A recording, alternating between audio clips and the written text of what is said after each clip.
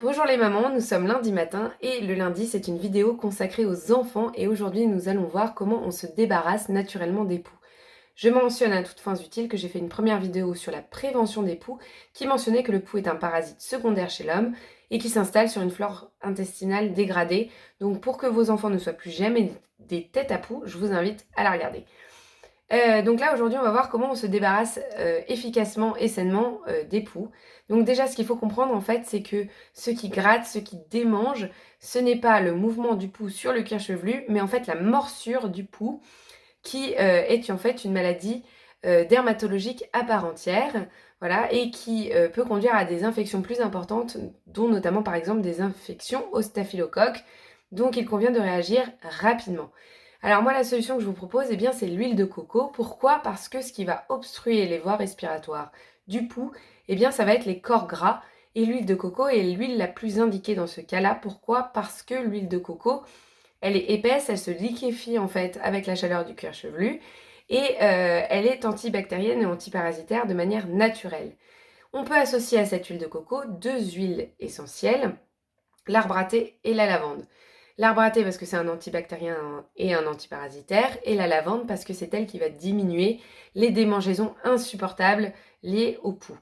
Alors, on fait attention avec les huiles essentielles, pas sur les enfants de moins de 3 ans, on n'abuse pas sur les quantités, 3-4 gouttes pour un soin dans l'huile végétale de coco, ça suffit. Et on fait attention de vérifier que ces enfants ne sont pas allergiques à ces huiles. Voilà.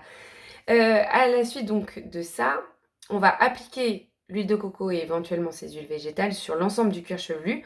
On va attendre 15 minutes et on va brosser mécaniquement avec un peigne adapté au pouls, donc c'est-à-dire un peigne avec des dents très serrées pour retirer et les lentes et les poux.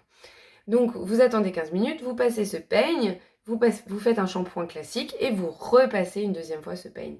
Et enfin, ce qui va faire vraiment la qualité du soin et son efficacité, ça va être la régularité et son adaptabilité en fait au cycle de vie du pouls. Alors je m'explique. En fait, le pouls, il pond la lente, d'accord? Et la lente, elle va mettre environ une semaine à se transformer en nymphe. La nymphe n'est pas sexuellement active, elle met encore une semaine, un peu plus, à devenir un pouls sexuellement actif. Donc, en fait, vous allez avoir vraiment environ 18 jours entre la lente et le pouls sexuellement actif. Et c'est là qu'il va falloir intervenir et avoir vraiment une grande vigilance.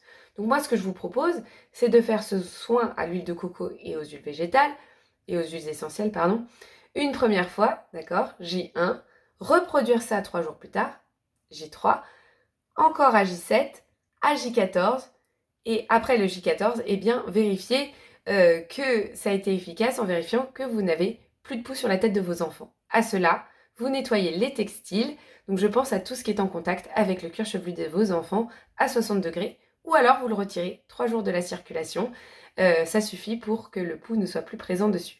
Là-dessus, je vous souhaite une agréable journée quand même, et surtout, bon courage les mamans.